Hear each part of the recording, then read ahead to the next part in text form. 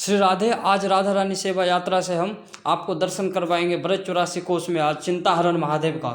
ये जो आप देख रहे हैं दर्शन कर रहे हैं सामने, ये चिंताहरण महादेव की ये मेन एंट्रेंस गेट है।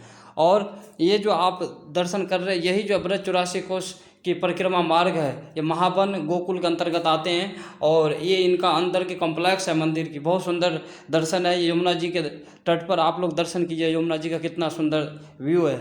आप आकर के इस पर दर्शन कर सकते हैं। नंद महाराज इसी जगह पे रोज प्रतिदिन आकर के जो है बैठ करके इसी शिव जी को पूजा करते थे।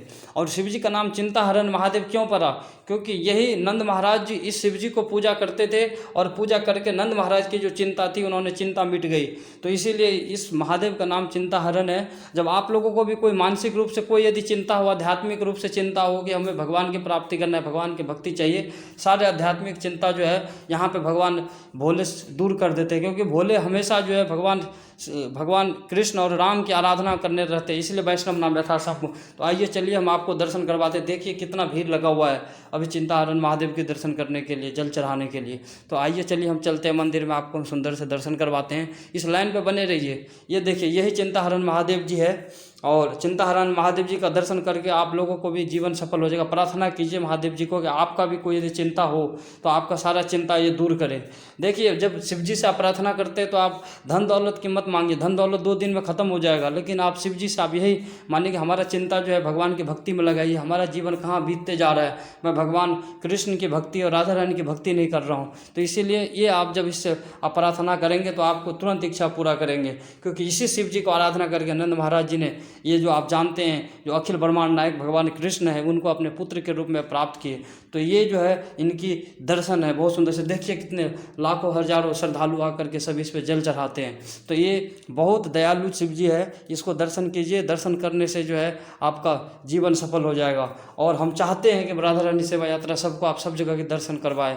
और यहाँ से मंदिर का ये पूरा एरिया है, आप मंदिर का दर्शन कीजिए, बहुत बड़ा सा है। यहाँ पे साइड में ब्राह्मण लोग ये लोग अपना पाठ कर रहे हैं और अपना जो है यजमानों के कल्याण के लिए। अब यहाँ से हम बाहर निकलते हैं। जब आप इसी मंदिर के अंदर में जब इस दूसरे वाले गेट से निकलेंगे बाहर, तो इसी के साइड में जो है उन्होंने 3 मंदिर और बनाए हुए हैं छोटे छोटे से, जिस मंदिर के माध्यम से जो है आप दर्शन करेंगे कि जो ये सारे हॉल में जो है आप भी जा कर के वहाँ पे बैठ कर के थोड़ा सा ध्यान कर सकते। बहुत शांति की एरिया है। तो आप लोग इस वीडियो को लाइक कीजिए, शेयर कीजिए यूट्यूब पे, कि जिसके माध्यम से हमें पता चला आपको दर्शन कैसे लगे। जब इस गेट से हम बाहर निकले हॉल से तो आप देख रहे हैं यहाँ पे जो है ये 3 मंदिर और एक लाइन से तीन ऑल्टर और बनाए हुए ठाकुर जी के, इनके पीछे साइड में। एक देखिए माता यशोदा कृष्ण को, देखिए अपने नटखट कृष्ण को अभी डांट रही है, और दूसरे राधा कृष्ण की जो है वहाँ पे मूर्ति बैठा हुआ है। तो यहाँ पे भी दर्शन कर सकते हैं। और इसी के तुरंत जब हम दूसरे वाले साइड में चलेंगे तो यहीं पे जो है दर्शन है राधा कृष्ण की,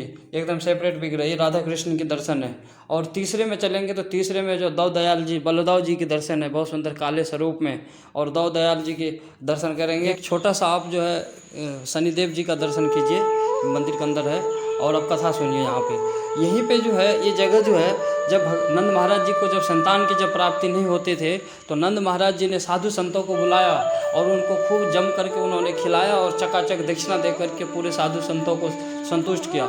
जब साधु संत ने जब संतुष्ट होकर के नंद महाराज को आशीर्वाद दिया कि तुमको जरूर एक संतान होगा, और वो संतान साक्षात जो है परब्रह्म आएंगे तुम्हारे संतान के रूप में, तब ये उस दिन से जो है नंद महाराज जी को तो एज बहुत ज़्यादा हो गया था। तब नंद महाराज जी ने मन में मन विचार कर रहे थे कि कब मेरे पास पुत्र आएंगे। तो ये जो चिंताहरण महादेव की ये जो जगह है, इसी जगह पे जो है नंद महाराज जो है प्रतिदिन ब्रह्म मुहूर्त में उठ करके इसी जगह पे आकर के यमुना में स्नान करके बैठ करके शिव जी को आराधना करते थे और जप करते थे। और जप करके और ये जब मंत्र जप करते थे तो हमेशा चिंता लगी रहती थी कि कब हमारे कृष्ण हमारे पुत्र के रूप में आएंगे, हमारे पुत्र कब होंगे। तो मंत्र तो भूल जाते थे और यहाँ पे बैठ करके जप करते थे, अब तो भयो ना, अब तो भयो ना, अब तो भयो ना।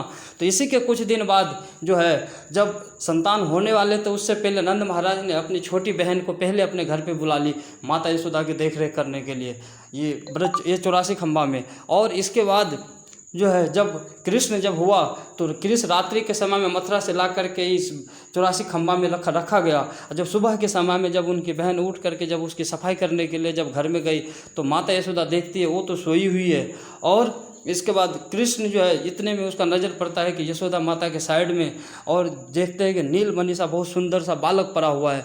और इसको देखते ही इतने उसकी मन में प्रसन्नता हुई कि वो कहते हैं कि इतने बड़े समाचार मैं पहले किसको दूँ। दौड़ करके आंगन में जाते हैं, फिर दौड़ करके उस घर में जा करके बालक को दर्शन करते हैं, कृष्ण को।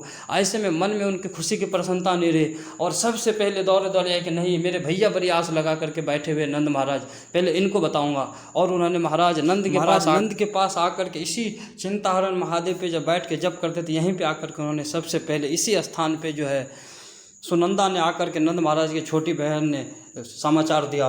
और समाचार देते ही नंद महाराज इतने खुशी में वो झूम गए कि उन्होंने सबसे पहले उन्होंने अपने तिजोरी, तो ऐसे तिजोरी की चाबी अपनी बहन को दी। कह रहे तुम लो जितना धन, जितने गाओ, जितने लुटा सकते हो लुटाओ, मेरे पास आज इतना खुशी मुझे मिल रहा है। और नंद महाराज ने दौड़ करके इसे यमुना जी में एक छलांग लगाया और 7 डुबकी लगाया, और डुबकी लगा करके आकर के इसके बाद आप नंद उत्सव चलते हैं। आप सभी लोग भागवत कथा में इस नंद उत्सव के वर्णन आप जानते हैं कि किस प्रकार से नंद उत्सव जो है ना कंटिन्यू कितने वर्ष तक चलता रहा है। तो ऐसे ही जो है ये इतना महत्वपूर्ण स्थान है। तो आप जब यहाँ पे आकर के दर्शन प्राप्त करेंगे तो नंद महाराज और चिंताहरण महादेव की सबकी जो है यहाँ पे कृपा आप प्राप्त कर सकते हैं। तो आप सभी लोग आइए और अपने जीवन को यहाँ पे सफल बनाइए आकर के दर्शन करके। और राधा रानी सेवा यात्रा प्रयास कर रहा है कि आपको पूरे ब्रज 84 कोस की दर्शन ये यूट्यूब के माध्यम से आप लोगों को आप लोग तक पहुँचाए। तो आप लोग भी इनको प्रयास कीजिए कि ज़्यादा से ज़्यादा लोगों के दर्शन करवाऊँ, कि जिससे व्यक्ति को भगवान कृष्ण के प्रति भक्ति उत्पन्न हो और कृष्ण की तरफ हो उन्मुख हो। ये संसार में तो वास्तव में जो है दुख ही दुख है, लेकिन सुख तो सिर्फ भगवान कृष्ण के भक्ति में है। क्योंकि संसार के सुख कितने दिन के लिए मिलेगा, जब तक आपके इस जीवन है, और जीवन 2 दिन की है, पता नहीं किस अवस्था में कहाँ पे हमारा जीवन समाप्त हो जाए। तो इसीलिए हर क्षण हमें भगवान कृष्ण के और राधा रानी के भजन और भक्ति करना चाहिए। वास्तव में हमारा जीवन का उद्देश्य यही है। यदि आप सबको ये वीडियो यदि अच्छा लगता है या जो त्रुटि लगता है आप कमेंट करके मुझे बताइए, तो उस हिसाब से हम इसको अच्छा से और बना सकते हैं। तो सभी को राधा रानी सेवा यात्रा से राधे राधे। राधे राधे राधे गोविंद, राधे राजा माना राधे राधे राधे गोविंद, ओ राधे